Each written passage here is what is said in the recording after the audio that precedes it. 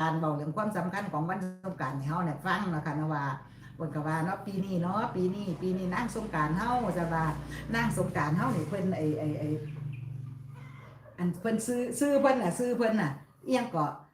อันลากสุดเทวีสำหรับคนน่ะแต่ว่าเฮาสิอ่านลากสุดบัดเพิ่นนี่เพิ่นบอกให้เฮาอ่านบ่รู้ว่าเจ้าอย่าไปอ่านวางซั่นนี่อ่านว่าลากสะเทวีซั่นโอ้วางซั่นเตียวซั่นเอาเพิ่นนั่นเพิ่นอันพัดไอ้ที่เพิ่นจีบไอ้พัดทหารเพิ่นน่ะอันเป็นตาย้านเด้ซั่นเพิ่นว่าเนาะอันเพิ่นกินไอ้เอียงก็เพิ่นเอิ้นอัน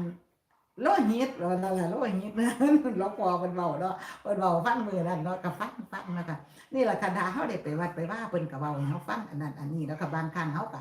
อาจจะลืมจะหลงไปนะคะอาจจะลืมอาจจะหลงไปนะคะเพื่อนๆจ๋าเพิ่นก็พ่อหลวงพ่อเพิ่นเว้าให้ฟังเฮาก็คือพ่อนะคะคือพ่อนะคะเพิ่นก็ว่าเนาะเอามือใส่เพิ่นก็ถือธนูเด้อซั่นเพิ่นก็เว้าให้ฟังเนาะถือธนูนี่ก็เป็นตาย้านจังหนึงอยู่เด้ซั่นว่า เออมือขวาเป็นมือขวาหรือหัดเป็นภาษาเป็นกันภาษาเพิ่นเนาะเฮาเอื่นมือเนาะมือขวาเดี๋ยวเพิ่นถือตีศูนย์ก็สั่นตีศูนย์กับเป็นงามเนาะ อันก็จะเป็นงามเนาะเอาล่ะแล้วพอเพิ่นเว้าให้ฟังก็จำคำเพิ่นมาเด้อจำคำเพิ่นเว้าให้ฟังเพิ่นเว้าอันนั้นอันนี้ให้เฮาฟังเฮาก็ดีไปจังหนึงนะค่ะเนาะว่าถ้าวันสำคัญอหย่างสิเฮาก็คือเฮาไปวัดไปว่าหลวงพ่อเพิ่นก็จะเว้าให้เฮาฟังเว้าเรื่องนั้นเรื่องนี้นะคะเนาะบัดนี้ก็ยายน้องก็เลยมื้อวันที่12นั่นยายน้องบ่ได้เอาลงนะคะเพราะว่าไปทางวัดนะคะไปทางวัดนี่ก็เลยมาลงมื้อหลังนะคะเพิ่นเอิ้นว่าเฮาลงพระนะคะลงพระที่บ้าน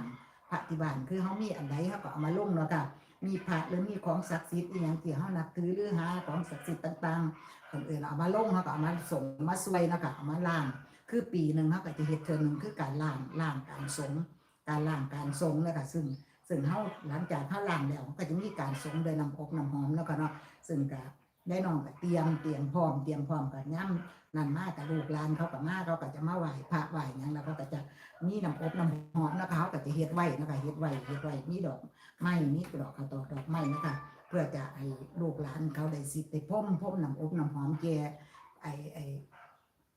องค์พระพุทธรูปของเฮานะคะที่เฮาเอามาเป็นซึ่งเป็นตัวเป็นสำหรับไปขององค์สมเด็จพระสัมมาสัมพุทธเจ้าเฮานะคะมาดีกับการที่เฮาจะว่างสิ่งว่างของสิ่งศักดิ์สิทธิ์ต่างๆที่เฮาเอามาไว้เฮาพยายามเฮาอย่าให้เพิ่นมาอยู่ระดับเดียวกันเด้อค่ะเด้อกับกับองค์สมเด็จพระพุทธเจ้าเฮานะคะจะอย่างพระพุทธรูปเฮาได้เพิ่นก็ว่าอย่าเอาขึ้นมาตั้งเทียมเพิ่นว่าให้เอาเทียมเพิ่นให้เอาลดลั่นกันลงไปเป็นระดับนะคะก็คือเฮานับถืออีหยังมากกว่านับถืออันนั้นนะคะเฮาก็บ่ต้องไปดูหมิ่นบ่ต้องไปลบลู่ไปดูหมิ่นเพิ่นนะคะก็คือความนับถือคือจิตใจนะคะจิตใจของแต่ละคนเนาะค่ะเนาะสิ่งศักดิ์สิทธิ์ที่ในบ้านเฮานับถืออันใดเฮาก็เอาอันนั้นนะคะเอามาลงก็มีข้าวตอกดอกไม้เฮาก็เฮ็ดไปเนาะค่ะจะมีกระถางธูปกระถางเทียนแล้วก็มีอันใดสิ่งศักดิ์สิทธิ์นี่ก็ของยายน้องก็จะมีจังสมเด็จพระธาตุของพระพุทธเจ้าเฮาค่ะซึ่งคือพระผู้ใหญ่เพิ่นให้มานะคะก็มีพวกอีหยังก็เพิ่นเอิ้นพระธาตุของพระผู้ใหญ่นะคะที่เพิ่นนิพพานไปแล้วนะคะที่เพิ่นนิพพานไปแล้วนะคะเพิ่นก็เก็บเพิ่นก็ได้ตรงนั้นมาเพิ่นก็มาให้เฮากับบูชาเอานะคะบูชาก็บ่แม่นยายน้องบ่เคยเอาเงินบูชานะคะจะมีแต่ดอกไม้นะคะไปบูชานำเพิ่นเรื่องเงินนี่บ่เคยเลยนะคะบ่เคยเพิ่นที่เพิ่นให้มานะคะยายน้องบ่เคยหลักเพิ่นก็บ่เคยเรียกร้องอีหยังคือเพิ่นเห็นเพิ่นก็ให้เฮามาเนี่ยก็คือบุญบารมีของเฮาเนาะค่ะเนาะก็เอาได้เอามาบูชาพอถึงวันสำคัญก็จังซี่ล่ะค่ะก็คือวันก็คือเดือน5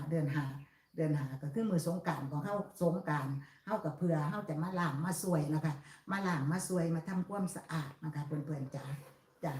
ขออนุญาตแป๊บนึงนะคะ